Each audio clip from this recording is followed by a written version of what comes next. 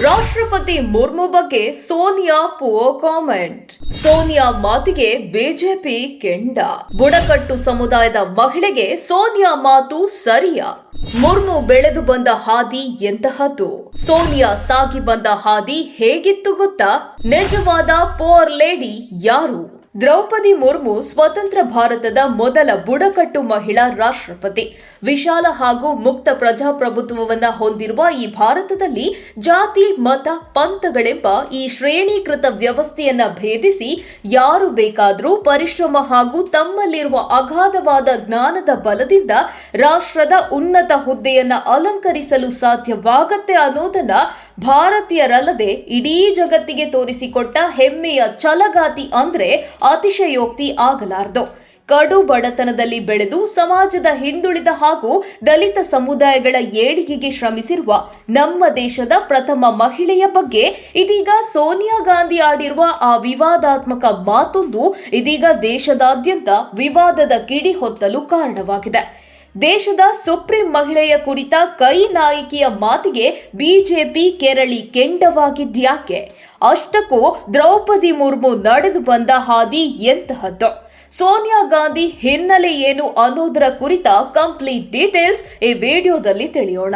ಹೊಸ ವರ್ಷದ ಮೊದಲ ಸಂಸತ್ ಅಧಿವೇಶನ ಇದೇ ಜನವರಿ 31ರಿಂದ ಆರಂಭವಾಗಿದೆ. ಇದು ಮುಂದಿನ ಅವಧಿಯಲ್ಲಿ ದೇಶದಲ್ಲಿ ಕೈಗೊಳ್ಳಬೇಕಿರುವ ಅಭಿವೃದ್ಧಿ ಕಾರ್ಯಗಳು ಹಾಗೂ ಸರ್ಕಾರದ ಕಾರ್ಯಕ್ರಮಗಳನ್ನು ಜನರಿಗೆ ತಲುಪಿಸುವುದಕ್ಕಾಗಿ ನಡೀತಾ ಇರುವ ಸಂಸತ್ ಚಳಿಗಾಲ ಅಧಿವೇಶನವಾಗಿದೆ. ಇದೇ ಕಾರಣಕ್ಕೆ ಸಂಸತ್ ಅಧಿವೇಶನದ ಮೊದಲ ದಿನ ಲೋಕಸಭೆ ಹಾಗೂ ರಾಜ್ಯಸಭೆಯ ಸಂಸದರಿಗಾಗಿ ರಾಷ್ಟ್ರಪತಿಗಳ ಜಂಟಿ ಭಾಷಣವನ್ನ ಆಯೋಜಿಸಲಾಗಿತ್ತು. ರಾಷ್ಟ್ರಪತಿಗಳು ಜಂಟಿ ಅಧಿವೇಶನವನ್ನ ಉದ್ದೇಶಿಸಿ ಮಾತನಾಡುವ ವೇಳೆ ಕೇಂದ್ರ ಸರ್ಕಾರ ದೇಶದ ಅಭಿವೃದ್ಧಿಗೆ ಕೈಗೊಂಡ ಕ್ರಮಗಳು ಹಾಗೂ ಪ್ರಮುಖ ವಿಚಾರಗಳನ್ನು ಪ್ರಸ್ತಾಪಿಸಿ ಎನ್ಡಿಎ ಸರ್ಕಾರದ 3ನೇ ಅವಧಿಯು ಹಿಂದಿನ ಆಡಳಿತಗಳಿಗಿಂತ 3 ಪಟ್ಟು ವೇಗದಲ್ಲಿದೆ ಎಂದು ಶ್ಲಾಘಿಸಿದರು.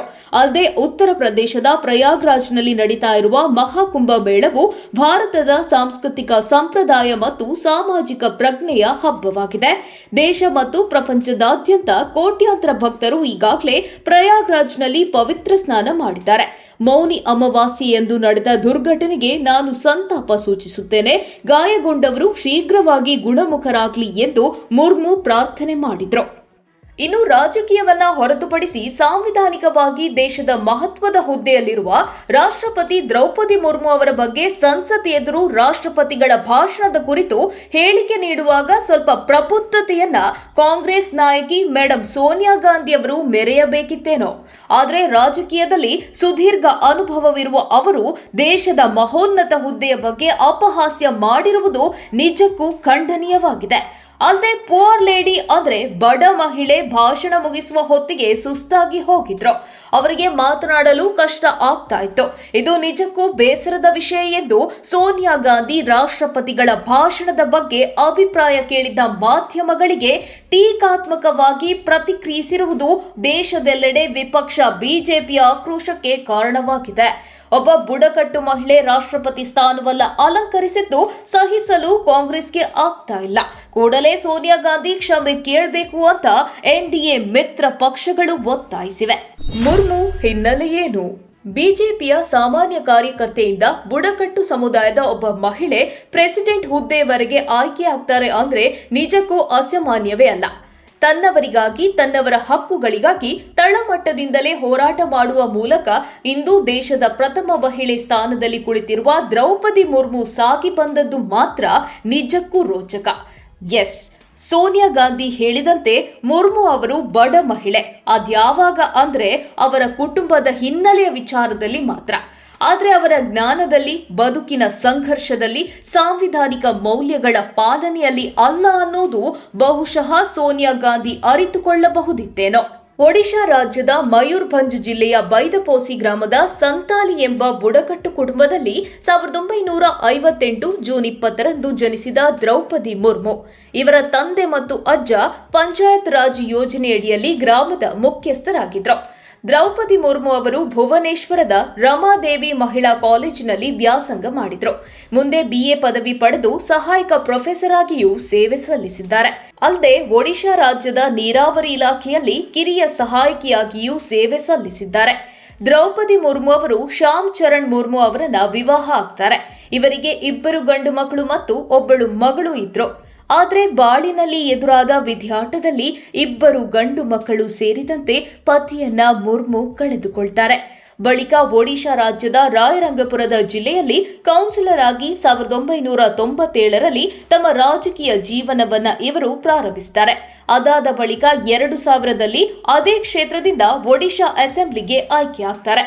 ಬಿಜೆಪಿಯ ಪರಿಶಿಷ್ಟ ಪಂಗಡಗಳ ಮೋರ್ಚಾದ ರಾಷ್ಟ್ರೀಯ ಉಪಾಧ್ಯಕ್ಷೆಯಾಗಿ ಸೇವೆ ಸಲ್ಲಿಸುತ್ತಾರೆ. ಒಡಿಶಾದಲ್ಲಿ ಬಿಜೆಪಿ ಹಾಗೂ ಬಿಜೆಡಿ ಸಮ್ಮಿಶ್ರ ಸರ್ಕಾರದ ಅವಧಿಯಲ್ಲಿ ವಾಣಿಜ್ಯ, ಸಾರಿಗೆ, ಮೀನುಗಾರಿಕೆ, ಪಶುಸಂಗೋಪನೆ ಖಾತೆಗಳಿಗೆ ಸಚಿವರಾಗಿ ಸೇವೆ ಸಲ್ಲಿಸುತ್ತಾರೆ. ಇನ್ನು ಈ ಒಡಿಶಾ ಸರ್ಕಾರದಲ್ಲಿ ಮಂತ್ರಿಯಾದ ಮೊದಲ ಮಹಿಳೆ ಮತ್ತು ಮೊದಲ ಮಹಿಳಾ ಶಾಸಕಿ ಎನ್ನುವ ಖ್ಯಾತಿ ಇವರಿಗಿದೆ. ಅಲ್ಲದೆ ಶಾಸಕಿಯಾಗಿ ಇವರು ಸಲ್ಲಿಸಿದ್ದ ಅವಿಸ್ಮರಣೀಯ ಸೇವೆ, ಕಾರ್ಯದಕ್ಷತೆ ಹಾಗೂ ಜನಪರ ದೃಷ್ಟಿಕೋನವನ್ನು ಪರಿಗಣಿಸಿ ಒಡಿಶಾ ವಿಧಾನಸಭೆಯು ನೀಡುವ ಪಂಡಿತ್ ನೀಲಕಂಠ ಹೆಸರಿನ ಮಾದರಿ ಶಾಸಕಿ ಪ್ರಶಸ್ತಿ ಪಡೆದ ಹೆಗ್ಗಳಿಕೆ ಮುರ್ಮು ಅವರದ್ದಾಗಿದೆ. ಬಳಿಕ 2009ರಲ್ಲಿ ಚುನಾವಣೆಗೆ ಸ್ಪರ್ಧಿಸಿ 2ನೇ ಬಾರಿ ಶಾಸಕಿಯಾಗಿ ಆಯ್ಕೆಯಾಗ್ತಾರೆ. 5 ವರ್ಷಗಳ ಹಿಂದೆ ರಾಷ್ಟ್ರಪತಿ ಪ್ರಣಬ್ ಮುಖರ್ಜಿ ಅವರು ರಾಷ್ಟ್ರಪತಿ ಭವನವನ್ನ ತೊರೆಯಲು ನಿರ್ಧರಿಸಿದಾಗ ದ್ರೌಪದಿ ಮುರ್ಮು ಅವರನ್ನ ಮೊದಲ ಸ್ಪರ್ಧಿಯಾಗಿ ಪರಿಗಣಿಸಲಾಗಿತ್ತು.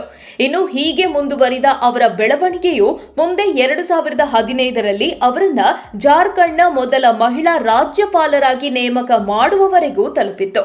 ಅಲ್ಲದೆ ಇವರು ರಾಜ್ಯಪಾಲರಾಗಿ ಅತ್ಯುತ್ತಮ ಕಾರ್ಯನಿರ್ವಹಣೆ ಮಾಡಿದ್ದಕ್ಕಾಗಿ ಅನೇಕ ಪ್ರಶಸ್ತಿಗಳನ್ನು ಪಡೆದಿದ್ದಾರೆ.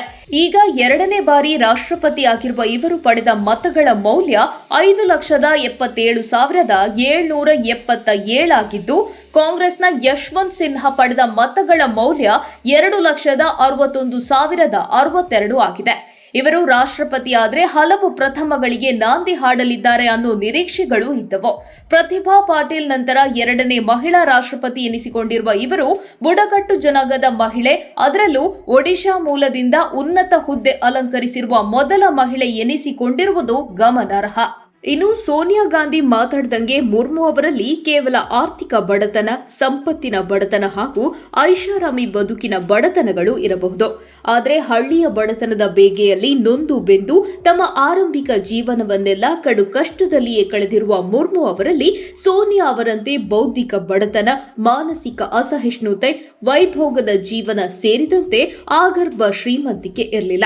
ಅತ್ತೆ ಇಂದಿರಾ ಅವರಿಂದ ಹಿಡಿದು ಕುಟುಂಬವು ಕೇವಲ ಶ್ರೀಮಂತಿಕೆ ತಾತ್ಸಾರದ ಕೂಪದಲ್ಲಿಯೇ ಒದ್ದಾಡ್ತಾ ಇರೋದು ಸ್ಪಷ್ಟವಾಗುತ್ತೆ. ಅಲ್ಲದೆ ಮುರ್ಮು ಅವರಿಗೆ ಜನವಿರೋಧಿಯ ಜಾಡ್ಯತೆ ಅಂಟಿಕೊಂಡಿಲ್ಲ ಅನ್ನೋ ಸಾಮಾನ್ಯ ಜ್ಞಾನವನ್ನಾದರೂ ಹೇಳಿಕೆ ನೀಡುವ ಮೊದಲು ಸೋನಿಯಾ ಗಾಂಧಿ ಅರಿಯಬೇಕಿತ್ತು. ಒಂದು ರಾಷ್ಟ್ರದ ಮಹೋನ್ನತ ಹುದ್ದೆಗೆ ಅವಮಾನಿಸಿದ್ರೆ ಅದು ಇಡೀ ದೇಶದ ಜನರಿಗೆ, ಅದರಲ್ಲೂ ಬುಡಕಟ್ಟು ಜನಾಂಗ, ದಲಿತ ಸಮುದಾಯ ಅಲ್ಲದೆ ಸಮಾಜದಲ್ಲಿ ನೊಂದವರ ಏಳಿಗೆಗಾಗಿ ನಿರಂತರ ಶ್ರಮಿಸುವುದರ ಜೊತೆಗೆ ತಮ್ಮ ಸ್ವಸಾಮರ್ಥ್ಯದ ಮೇಲೆಯೇ ರಾಷ್ಟ್ರಪತಿಯಾಗಿರುವ ಮುರ್ಮು ಅವರ ಬಗೆಗಿನ ಈ ಹೇಳಿಕೆ ಅವರು ಪ್ರತಿನಿಧಿಸುವ ಎಲ್ಲಾ ಸಮುದಾಯಗಳ ಭಾವನೆಗೆ ತಂದಿರುವ ಧಕ್ಕೆಯಾಗಲ್ವೇ ಸೋನಿಯಾ ಮೇಡಂ? ಅಷ್ಟಕ್ಕೂ ದ್ರೌಪದಿ ಮುರ್ಮು ಅವರ ಜೀವನದ ತುಂಬೆಲ್ಲ ಸಂಘರ್ಷದ ಮುಳ್ಳುಗಳೇ ತುಂಬಿಕೊಂಡಿದ್ವು. ಆಳುವ ಸರ್ಕಾರಗಳಿಂದ ತನ್ನ ಜನರಿಗೆ ಆಗ್ತಾ ಇದ್ದ ಅನ್ಯಾಯ, ಆ ಜನರ ಮೇಲಾಗುತ್ತಿದ್ದ ದರ್ಪ ದೌರ್ಜನ್ಯಗಳ ವಿರುದ್ಧ ನಿರಂತರ ಬೀದಿಗಿಡಿದು ಹೋರಾಟ ಮಾಡುವ ಮೂಲಕ ನ್ಯಾಯ ಕೊಡಿಸ್ತಾ ಇದ್ರು. ತಮ್ಮ ವೈಯಕ್ತಿಕ ಜೀವನವನ್ನು ಲೆಕ್ಕಿಸದೆ, ಯಾವುದೇ ಸ್ವಾರ್ಥವನ್ನ ಬಯಸದೆ, ಕೇವಲ ತನ್ನನ್ನ ನಂಬಿದ್ದ ಜನರಿಗಾಗಿ ಜೀವ ಸವೆಸಿ ಯಶೋಗಾಥೆ ನಿರ್ಮಿಸಿರುವ ದೇಶದ ಹೆಮ್ಮೆಯ ಮಹಿಳೆಯ ಬಗ್ಗೆ ಎಷ್ಟೊಂದು ಹತಾಶೆ ಯಾಕೆ? ದಲಿತರನ್ನೇ ವೋಟ್ ಬ್ಯಾಂಕ್ ಆಗಿಟ್ಟುಕೊಂಡು ಈಗ ಅದೇ ಸಮುದಾಯದ ಮಹಿಳೆಯ ಬಗ್ಗೆ ಸೋನಿಯಾ ಗಾಂಧಿ ಮಾತು ನಿಜಕ್ಕೂ ಅವರ ಪ್ರಬುದ್ಧ ನಡೆಯನ್ನ ತೋರಿಸಿದೆ ಅಷ್ಟೇ. ಅಷ್ಟಕ್ಕೂ ನಾವಿಲ್ಲಿ ಗಮನಿಸಬೇಕಾದ ವಿಚಾರ ಅಂದ್ರೆ, ಈ ಸೋನಿಯಾ ಗಾಂಧಿ ಯಾವುದೇ ಸರ್ಕಾರದಲ್ಲಿ ಜವಾಬ್ದಾರಿಯುತ ಹುದ್ದೆಯನ್ನ ನಿರ್ವಹಿಸಿಲ್ಲ ಅನ್ನೋದನ್ನ. ಕೇವಲ ಸೀಮಿತ ಕ್ಷೇತ್ರಗಳಲ್ಲಿ ಅಂದ್ರೆ ತಮ್ಮ ವೋಟ್ ಬ್ಯಾಂಕ್ ಗಟ್ಟಿ ಇರುವ ಕ್ಷೇತ್ರದಲ್ಲಿ ಸ್ಪರ್ಧಿಸಿ ಗೆದ್ದಿರುವವರಷ್ಟೇ. ಪಕ್ಷ ಬೇರೆ, ಸರ್ಕಾರನೇ ಬೇರೆ. ಹೀಗಿರುವಾಗ ಕಾಂಗ್ರೆಸ್ ಪಕ್ಷದ ರಾಷ್ಟ್ರೀಯ ಅಧ್ಯಕ್ಷೆಯಾಗಿ ಅಧಿಕಾರ ನಡೆಸಿದ್ದಾರೆ. ಅತ್ತೆ ಇಂದಿರಾ ಗಾಂಧಿ ಹಾಗೂ ಪತಿ ರಾಜೀವ್ ಗಾಂಧಿ ಅವರ ಬಳುವಳಿಯಿಂದ ಬಂದ ಅಧ್ಯಕ್ಷಗಿರಿಯನ್ನ ಸೋನಿಯಾ ಬೀದಿಗಿಳಿದು ಹೋರಾಡಿ ಪಡೆದದ್ದಲ್ಲ. ಅಲ್ಲದೆ ಮುರ್ಮು ಅವರಂತೆ ತಳಮಟ್ಟದಲ್ಲಿ ಪಕ್ಷ ಕಟ್ಟಿ ರೂಟ್ ಲೆವೆಲ್ ಕಾರ್ಯಕರ್ತೆಯಾಗಿ ಜನಸಾಮಾನ್ಯರ ಜೊತೆ ಬೆರೆತು ಅವರ ನೋವು ನಲಿವುಗಳಲ್ಲಿ ಭಾಗಿಯಾದವರಲ್ಲ. ಒಂದು ಪಕ್ಷಕ್ಕಾಗಿ ಶ್ರಮಿಸಿರುವ ಇವರು ಸಮಾಜದಲ್ಲಿನ ಕೆಳಸ್ತರದ ಜನರ ಬದುಕಿಗಾಗಿ ಹೋರಾಡಿರುವ ಇತಿಹಾಸ ಇಲ್ಲ.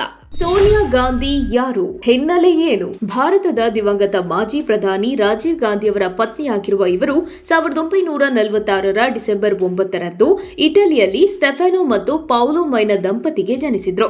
ಇವರ ಮೂಲ ಹೆಸರು ಎಡ್ವಿಜ್ ಆಂಟೋನಿಯಾ ಅಲ್ಬಿನಾ ಮೈನೋ. ಇಟಲಿಯ ವಿಸೆಂಜಾ ಬಳಿಯ ಸಣ್ಣ ಹಳ್ಳಿಯಲ್ಲಿ ಸಾಂಪ್ರದಾಯಿಕ ರೋಮನ್ ಕ್ಯಾಥೋಲಿಕ್ ಕ್ರಿಶ್ಚಿಯನ್ ಕುಟುಂಬದಲ್ಲಿ ಬೆಳೆದವರು. ಸೋನಿಯಾ ಅವರ ತಂದೆ ಸ್ಟೆಫಾನೋ ಅವರು ಕಟ್ಟಡ ಮ್ಯಾನ್ಷನ್ ಗುತ್ತಿಗೆದಾರರಾಗಿದ್ರು. ಅಲ್ಲದೆ ಒರ್ಬೆಸೋನೋದಲ್ಲಿ ಸಣ್ಣ ವ್ಯಾಪಾರವನ್ನ ನಡೆಸ್ತಾ ಇದ್ರು. ಇನ್ನು ಎರಡನೇ ಜಾಗತಿಕ ಯುದ್ಧಕ್ಕೂ ಮೊದಲು ಹಿಟ್ಲರ್ನ ವೆಹಮ್ಸ್ಟ್ ಜೊತೆಗೆ ಸೋವಿಯತ್ ಮಿಲಿಟರಿ ವಿರುದ್ಧ ಹೋರಾಡಿದ್ರು. ಸ್ಟೆಫಾನೋ ಮುಸೊಲಿನಿ ಮತ್ತು ಇಟಲಿಯ ನ್ಯಾಷನಲ್ ಫ್ಯಾಸಿಸ್ಟ್ ಪಕ್ಷದ ನಿಷ್ಠಾವಂತ ಬೆಂಬಲಿಗರಾಗಿದ್ರು. ಸೋನಿಯಾ ತಮ್ಮ 13ನೇ ವಯಸ್ಸಿನಲ್ಲಿ ಎಜುಕೇಶನ್ ಪೂರ್ಣಗೊಳಿಸಿ ಫ್ಲೈಟ್ ಅಟೆಂಡೆಂಟ್ ಅಂದ್ರೆ ಗಗನಸಖಿ ಆಗ್ಬೇಕೆಂದು ಬಯಸ್ತಾರೆ. 1964ರಲ್ಲಿ ಸ್ಥಳೀಯ ಕ್ಯಾಥೋಲಿಕ್ ಶಾಲೆಗಳಲ್ಲಿ ಪ್ರಾಥಮಿಕ ಶಿಕ್ಷಣವನ್ನು ಪಡೆದ ನಂತರ ಇಂಗ್ಲಿಷ್, ಫ್ರೆಂಚ್ ಹಾಗೂ ರಷ್ಯನ್ ಭಾಷೆಗಳನ್ನು ಕಲಿಯಲು ಅವರು ಕೇಂಬ್ರಿಡ್ಜ್ನಲ್ಲಿರುವ ಬೆಲ್ ಎಜುಕೇಷನಲ್ ಟ್ರಸ್ಟ್ನ ಭಾಷಾ ಶಾಲೆಗೆ ಸೇರ್ತಾರೆ. ಅದೇ ವರ್ಷದಲ್ಲಿ ಕೇಂಬ್ರಿಡ್ಜ್ನ ವಾರ್ಸಿಟಿಯ ಬಾರ್ನಲ್ಲಿ ಅಟೆಂಡರ್ ಆಗಿ ಕೆಲಸ ಮಾಡುವಾಗ ರಾಜೀವ್ ಗಾಂಧಿ ಅವರನ್ನ ಭೇಟಿಯಾಗ್ತಾರೆ. ಆ ಸಮಯದಲ್ಲಿ ರಾಜೀವ್ ಗಾಂಧಿ ಕೇಂಬ್ರಿಡ್ಜ್ ವಿಶ್ವವಿದ್ಯಾಲಯದ ಟ್ರಿನಿಟಿ ಕಾಲೇಜ್ನಲ್ಲಿ ಎಂಜಿನಿಯರಿಂಗ್ ವಿದ್ಯಾರ್ಥಿಯಾಗಿದ್ರು. ಇದೇ ಭೇಟಿ ಸ್ನೇಹಕ್ಕೆ ತಿರುಗಿ ಪ್ರೇಮದ ರೂಪ ಪಡೆದು ಕೊನೆಗೆ 1968ರಲ್ಲಿ ಸೋನಿಯಾ ಮತ್ತು ರಾಜೀವ್ ಹಿಂದೂ ಸಂಪ್ರದಾಯದಲ್ಲಿ ವಿವಾಹವಾಗಲು ಕಾರಣವಾಗುತ್ತೆ. ಬಳಿಕ ಭಾರತಕ್ಕೆ ಮರಳಿದ ಸೋನಿಯಾ ಗಾಂಧಿ ತನ್ನ ಅತ್ತೆ ಅಂದ್ರೆ ಅಂದಿನ ಭಾರತದ ಪ್ರಧಾನಮಂತ್ರಿ ಇಂದಿರಾ ಗಾಂಧಿಯವರೊಂದಿಗೆ ವಾಸಿಸಲು ಪ್ರಾರಂಭಿಸುತ್ತಾರೆ. 1983ರಲ್ಲಿ ಸೋನಿಯಾ ಗಾಂಧಿ ಭಾರತೀಯ ಪೌರತ್ವವನ್ನು ಪಡೆದಿದ್ದಾರೆ. ರಾಜೀವ್ ಗಾಂಧಿ ವಿಮಾನಯಾನ ಪೈಲಟ್ ಆಗಿ ಕೆಲಸ ಮಾಡ್ತಾ ಇದ್ರು ಮತ್ತು ಸೋನಿಯಾ ಆಗ ಗೃಹಿಣಿಯಾಗಿದ್ರು. ಅಲ್ಲದೆ ಆಗ ಸೋನಿಯಾ ಮತ್ತು ರಾಜೀವ್ ಇಬ್ಬರು ರಾಜಕೀಯದಿಂದ ದೂರ ಉಳಿದಿದ್ರು. ಜೂನ್ 23, 1980ರಂದು ಅವರ ಕಿರಿಯ ಸಹೋದರ ಸಂಜಯ್ ಗಾಂಧಿ ಮರಣದ ನಂತರ ರಾಜೀವ್ ಗಾಂಧಿ 1982ರಲ್ಲಿ ರಾಜಕೀಯಕ್ಕೆ ಪ್ರವೇಶಿಸಿದ್ರು. 1984ರಿಂದ 1991ರ ಅವಧಿಯಲ್ಲಿ ಪತಿ ರಾಜೀವ್ ಗಾಂಧಿ ಪ್ರಧಾನಿಯಾಗಿದ್ದಾಗ ಹಾಗೂ ಲೋಕಸಭೆಯಲ್ಲಿ ವಿರೋಧ ಪಕ್ಷದ ನಾಯಕನಾಗಿದ್ದಾಗ ಯಾವಾಗಲಾದರೊಮ್ಮೆ ಇವರು ಪತಿಯೊಂದಿಗೆ ಸಾರ್ವಜನಿಕವಾಗಿ ಕಾಣಿಸಿಕೊಳ್ತಿದ್ರು. ವಿರಳವಾಗಿ ಅವರೊಂದಿಗೆ ವಿದೇಶಗಳಿಗೆ ಹೋಗ್ತಾ ಇದ್ರು. ಇದೇ ಸಮಯದಲ್ಲಿ ಪತಿಯ ಅಮೇಥಿ ಕ್ಷೇತ್ರದಲ್ಲಿ ನಡೀತಾ ಇದ್ದ ಆರೋಗ್ಯ ಶಿಬಿರಗಳು ಹಾಗೂ ಇನ್ನಿತರ ಕೆಲಸಗಳ ಉಸ್ತುವಾರಿಯನ್ನ ಸಹ ಇವರು ನೋಡಿಕೊಳ್ತಿದ್ರು. ಇವರ ಪತಿ ರಾಜೀವ್ ಗಾಂಧಿ ಹತ್ಯೆಯ ನಂತರ 7 ವರ್ಷಗಳ ಬಳಿಕ 1998ರಲ್ಲಿ ಕಾಂಗ್ರೆಸ್ ಪಕ್ಷದಲ್ಲಿ ನಾಯಕತ್ವವನ್ನು ವಹಿಸಿಕೊಳ್ತಾರೆ. ಕೇಂದ್ರದಲ್ಲಿ ಅಧಿಕಾರದಲ್ಲಿದ್ದ ಯುನೈಟೆಡ್ ಪ್ರೋಗ್ರೆಸಿವ್ ಅಲೈನ್ಸ್ ಅಂದ್ರೆ ಯುಪಿಎ ಇದರ ಸಮನ್ವಯ ಸಮಿತಿಯ ಅಧ್ಯಕ್ಷೆಯಾಗಿದ್ರು. ಸಂಸದ ರಾಹುಲ್ ಗಾಂಧಿ ಹಾಗೂ ಪ್ರಿಯಾಂಕಾ ವಾದ್ರಾ ಇವರಿಬ್ಬರು ಸೋನಿಯಾ ಗಾಂಧಿಯವರ ಮಕ್ಕಳಾಗಿದ್ದಾರೆ. ಸೋನಿಯಾ ತಮ್ಮ ಬಹುತೇಕ ವೈವಾಹಿಕ ಜೀವನವನ್ನ ಮನೆಯ ವ್ಯವಹಾರ ನೋಡಿಕೊಳ್ಳುತ್ತಾ ಒಬ್ಬ ಸಾಮಾನ್ಯ ಗೃಹಿಣಿಯಾಗಿಯೇ ಕಳೆದಿದ್ರು. ಆಗ ಪ್ರಧಾನಿಯಾಗಿದ್ದ ತಮ್ಮ ಅತ್ತೆ ಇಂದಿರಾ ಗಾಂಧಿಯವರ ಅನೇಕ ಕಚೇರಿ ಕೆಲಸಗಳಲ್ಲಿ ಇವರು ಸಹಾಯ ಮಾಡ್ತಾ ಅವರಿಗೆ ಬೆಂಬಲವಾಗಿದ್ರು. 1999ರಲ್ಲಿ ಸೋನಿಯಾ ಗಾಂಧಿ ಅವರು 13ನೇ ಲೋಕಸಭೆಗೆ ವಿರೋಧ ಪಕ್ಷದ ನಾಯಕಿಯಾಗಿ ಆಯ್ಕೆಯಾಗ್ತಾರೆ. 5 ಬಾರಿ ಉತ್ತರ ಪ್ರದೇಶದ ರಾಯಬರೇಲಿ ಹಾಗೂ 1 ಬಾರಿ ಅಮೇಥಿ ಸೇರಿದಂತೆ 1 ಬಾರಿ ಕರ್ನಾಟಕದ ಬಳ್ಳಾರಿಯಿಂದ ಸಂಸದೆಯಾಗಿ ಆಯ್ಕೆಯಾಗಿದ್ರು. ಪ್ರಸ್ತುತ ಈಗ ಕಾಂಗ್ರೆಸ್ ಪಕ್ಷದ ರಾಜ್ಯಸಭಾ ಸದಸ್ಯೆಯಾಗಿದ್ದಾರೆ. ನಾವಿಲ್ಲಿ ನೋಡಬೇಕಾದ ವಿಚಾರ ಅಂದ್ರೆ ಸೋನಿಯಾ ಗಾಂಧಿ ಅವರ ಲೈಫ್ ಜರ್ನಿಯನ್ನ ಗಮನಿಸಿದಾಗ ಕೇವಲ ಒಂದು ಪಕ್ಷದಲ್ಲಿದ್ದುಕೊಂಡು ಈ ಎಲ್ಲಾ ರಾಜಕೀಯ ಲಾಭವನ್ನ ಪಡೆದಿದ್ದಾರೆ. ಆದ್ರೆ ಮುರ್ಮು ಅವರಂತೆ ಸೋನಿಯಾ ಗಾಂಧಿ ಅವರ ಜೀವನ ಸಂಕಷ್ಟಗಳ ಸರಮಾಲೆಯಾಗಿ ಇರಲಿಲ್ಲ ಅನ್ನೋದು ನಮಗೆ ಅರ್ಥವಾಗಿರಬಹುದು. ಸೋನಿಯಾ ಗಾಂಧಿ ಅವರಿಗೆ ಹಣಕ್ಕೇನು, ಆಸ್ತಿ ಅಂತಸ್ತುಗಳಿಗೇನು ಕಡಿಮೆ ಇರಲಿಲ್ಲ. ವಿಲಾಸಿ ಬದುಕಿಗೂ ಯಾವುದೇ ಅಡ್ಡಿ ಇರಲಿಲ್ಲ. ಇದರ ಫಲದಿಂದಲೇ ಅವರ ಬಾಯಲ್ಲಿ ಪೋರ್ ಲೇಡಿ ಅನ್ನೋ ಪದ ಬಂದಿರುವುದು ಸ್ಪಷ್ಟವಾಗುತ್ತೆ. ಒಟ್ನಲ್ಲಿ ನಮ್ಮ ಪ್ರಜಾಪ್ರಭುತ್ವ ವ್ಯವಸ್ಥೆಯಲ್ಲಿ ಜನಪ್ರತಿನಿಧಿಗಳಿಗೂ ಸಹ ಒಂದು ಮಹತ್ವದ ಸ್ಥಾನ ಇದೆ.